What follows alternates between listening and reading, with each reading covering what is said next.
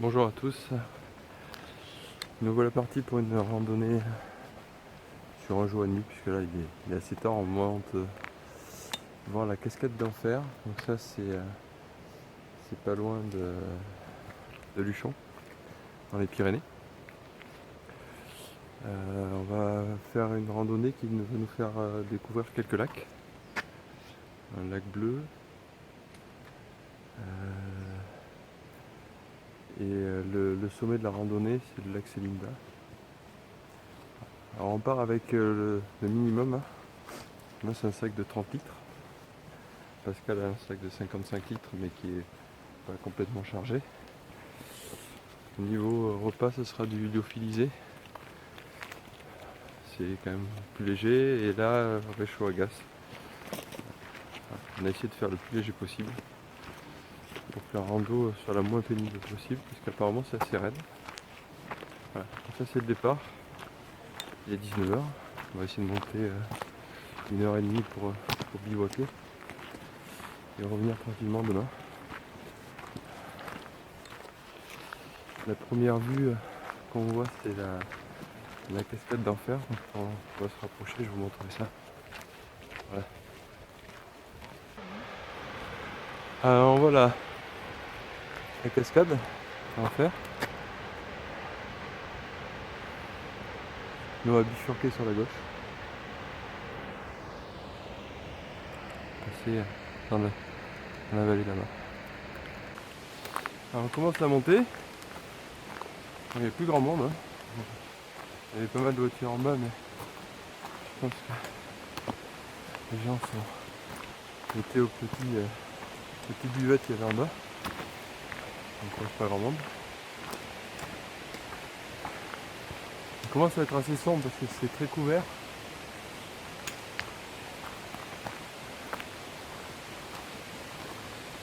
J'espère que demain matin on n'aura pas de nuages. C'est sympa.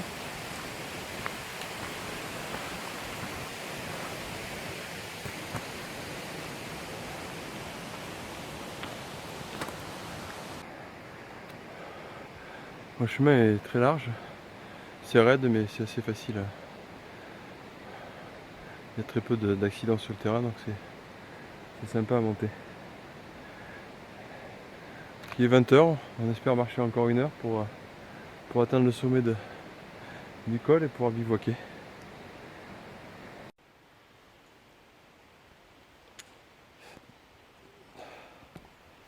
On sort de la forêt.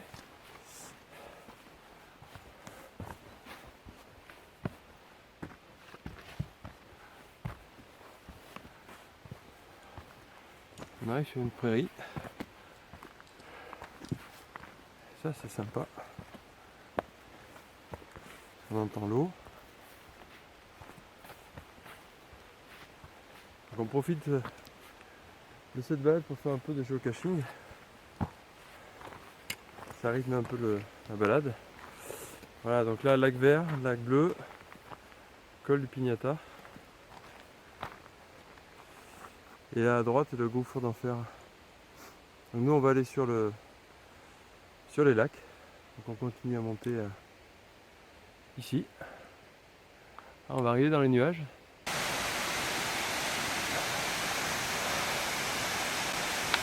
On continue à monter finalement. Parce que une fois qu'on a passé cette forêt, on arrivera à une cabane. Alors on va voir si la cabane est sympa. On montera peut-être pas la tente. Bonjour. Finalement hier on ne trouvait pas d'endroit sympa pour mettre la tente. Donc on a continué à monter, on a fini un peu dans la nuit. C'est pour ça que j'ai pas trop filmé. Pour atterrir dans une cabane. Que vous allez avoir derrière moi. Voilà. Très propre. Et on a bien dormi. Le paysage qu'il y en a autour de nous, c'est assez sympa. Derrière moi c'est super bannière, la mer de nuages. Juste une petite maison au-dessus des nuages.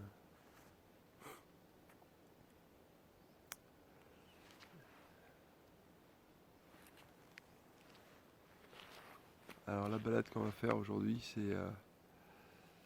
c'est remonter par là-bas.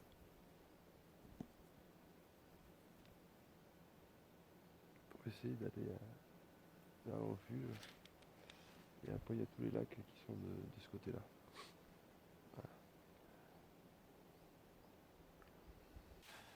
Voilà la cabane dans laquelle on a dormi.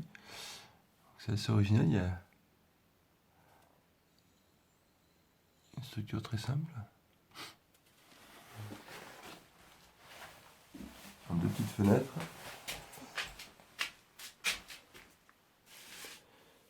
Et cheminée.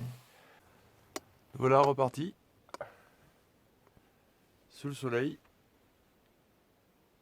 Vue de la cabane. Et en face, c'est la station de ski.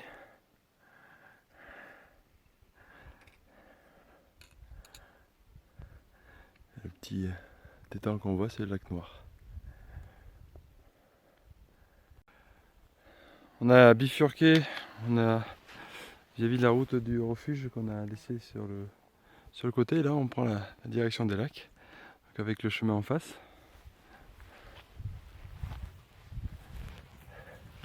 Et toujours la vue sur la vallée.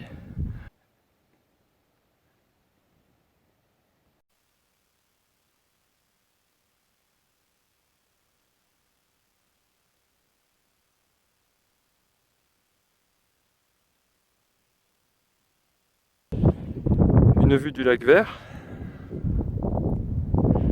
Vraiment sympa comme forme. Et là, si on remonte un petit peu, c'est le lac Bleu. On voit le petit barrage. On verra de plus près, hein, puisque le chemin nous amène jusque là. À une vue un peu plus près du lac Bleu. Un lac de barrage. La neige qui continue d'alimenter le lac. Le passage après s'effectue là-bas, on va aller voir, ça a l'air assez raide. Le passage sur le barrage est fermé parce qu'ils sont en train de faire une maintenance, donc ils ont réadapté un sentier avec une corde pour aider. Une vue du lac Bleu.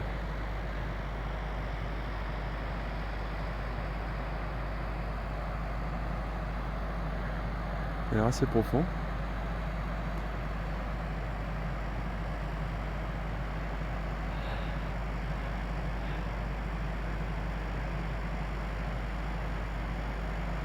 On voit le passage en face. C'est juste là. C'est à l'ombre, c'est la partie à l'ombre. Il y a des zigzags dans la roche. C'est assez impressionnant, mais je vois des gens qui montent. Puis après le chemin continue le long. Donc on va aller par là. Quelques passages délicats sur cette portion.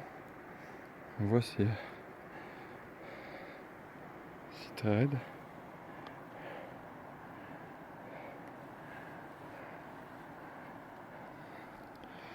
La vue sur le lac Bleu.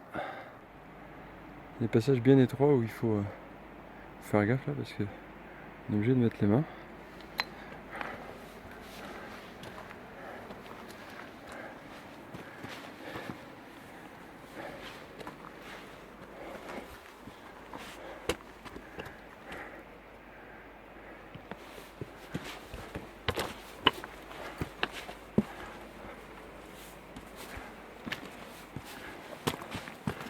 Voilà la vue.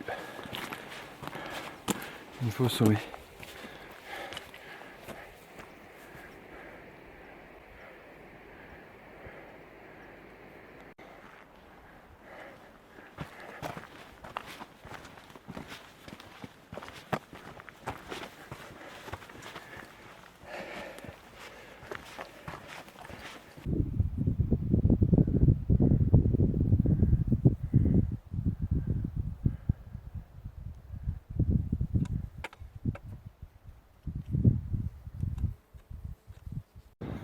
Alors nous voilà arrivés au lac Charles, qui est vraiment sympa aussi,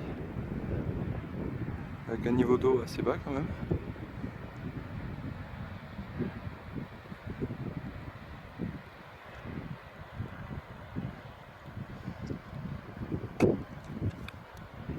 à la vue du lac.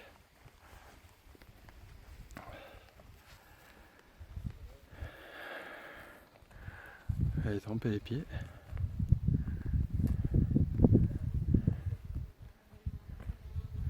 On va faire le bivouac ici de midi. Voilà, on vient de finir de déjeuner. Et maintenant c'est la descente vers le lac Vert. Petite pause dans la descente vers le lac Vert.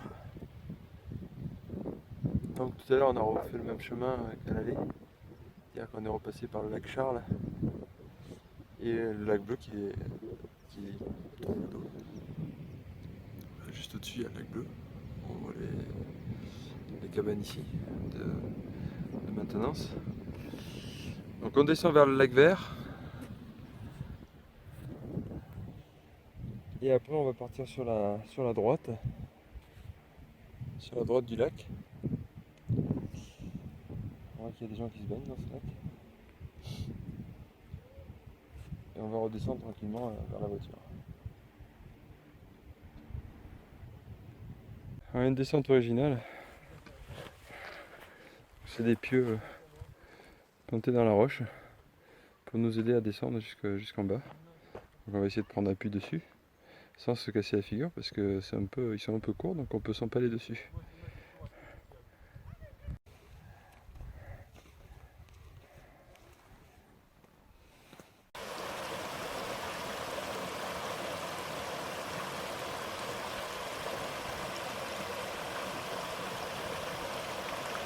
Le dernier lac de la balade. À partir de là, on va commencer à bien redescendre et repasser dans la forêt pour nous tourner la voiture.